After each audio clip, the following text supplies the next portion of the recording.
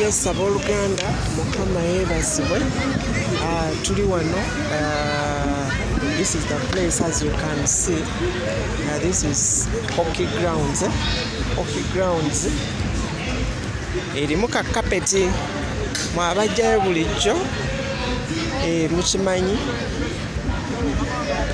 tukkiriza Katonda okujjuza ekifo kino olunaku olw'enkya. Tukkiriza Katonda okujjuza ekifo kino olunaku olw'enkya. Coopy ali mu kifo kino. Coopy the minister of God, muyimbi wa gospel, ali mu kifo kino olunaku olw'enkya.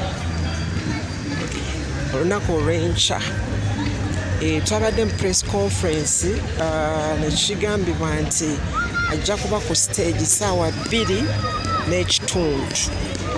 Kitegeeza abayimbi abalala nga bamaze awo, nga tulinze nako abava ku mirimu, abava mu kukola, ate nabo baweebwa omukisa okubeera nti benjoyinga. So this is Lugogo hockey grounds. Hockey grounds, wano bazanyirawo hockey. Ndowooza obwana mbulaba buno. Leero bulina okwegazanyizaawo. Olwaleero balina okwegazanyizaawo. Olwaleero lwokka beegazanyizeewo, naye ng'olunaku lugenda kutuuka olw'enkya ng'ate tekikyasoboka kuyingira wano. Okuyingira ssente zigenda kubeera $2,000, $15,000, table ya 2.5. Yes. Mwe mwenna ababadde ku Momope, mubadde musasula tickets at some reduced costs, and the first ticket could go for 15,000. So you can see the stage that is by Phenon Records. Phenon Records is putting up the stage. You can see the lights are being set, the production is being set. Bambi mujje olunaku lwa leero, mujje olunaku lw'enkya wano ku hockey grounds, Lugogo hockey grounds. Be assured of the good production, be assured of good sound, be assured of good performances, be assured of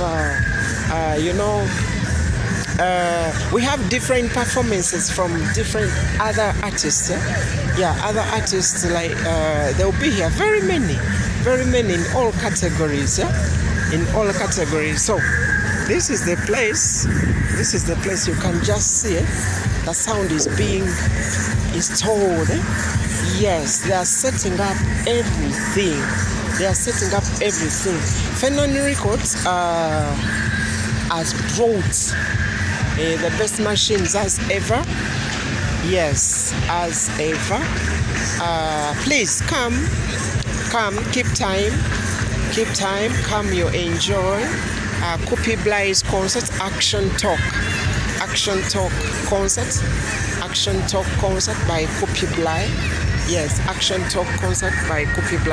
You can see the stage is well designed and it's not yet done. I'm just giving you updates of what is happening right now here at Hockey Grounds, Lugogo. You can see everyone is on his or her work. They are working hard to see that by actually even the whole night they are going to be working. By tomorrow everything will be set. Just come, keep time, come, you get the best seat here. Where I'm standing here, this is the VIP section. Where I'm standing here, this is the VIP section. It will be filled up with tables. This is a VIP section. If you know that you've already paid off your tickets, come with it. People have paid their tables. We are working upon everything to see the concert is coming out so well. Abooluganda mujje mu bungi ddala.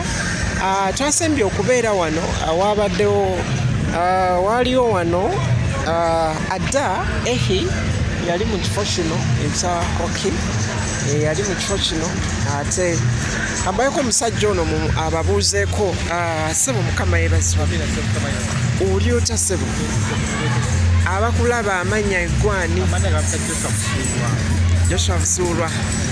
Kiki oli wano olowooza? Wano tulina concert kyasiize mu nsi yonna ya Coopy live wano Coopy ground. Kati mweyo show kolanga head of security ine eri mu ngalo zange. Koze na Uganda police, koze n'abasiti, koze n'abamilitary era amazika mwenna nsitudde ekitayi totya kujja yankuwagire omubiri wa gospel kuzimba Bwakabaka bwa Katonda. Essaawa mmeka? Ezigirayo ssaawa 8. Tiketi gyeziri momopeko eziri waliwo tiketi ez'emitwalo 2 n'ebindi ez'emitwalo 15. Etebo za 2.5 M.